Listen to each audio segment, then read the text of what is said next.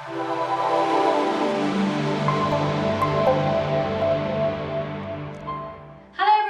guys, and welcome to our follow-up video on scoliosis.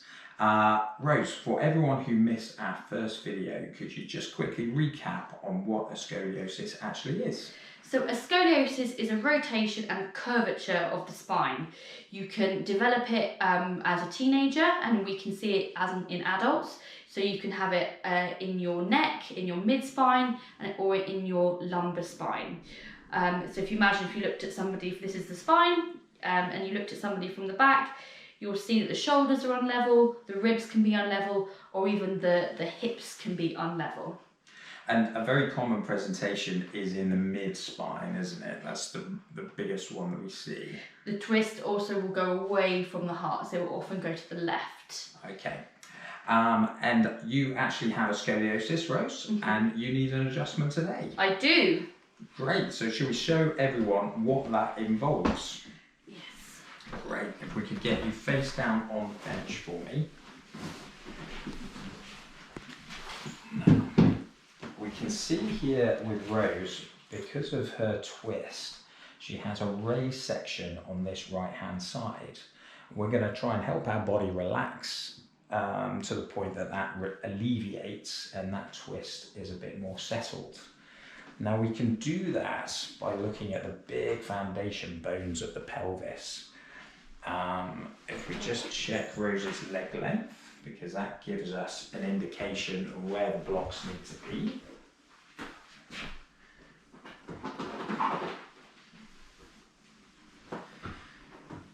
Just slide the blocks underneath. And this is like putting the pelvis onto a jig, so it encourages it to then be a lot straighter than it was. This is really useful for people with scoliosis, but actually fundamentally useful for everyone because we all end up with some kind of twist or another as we go about daily life. If you take a few nice deep breaths for me, Rose. That's it. And in. And in and out. Now by encouraging this big plate bone down here, it's known as the sacrum, by encouraging movement in there, it really speeds up the relaxation process. And in and out. The other thing with people with scoliosis that can be a bit of a problem is that the ribs that attach into the middle of the spine there can become very stiff and don't really move as fluidly as they should. So we'll always run through those ribs and just mobilize them and adjust them if we need to.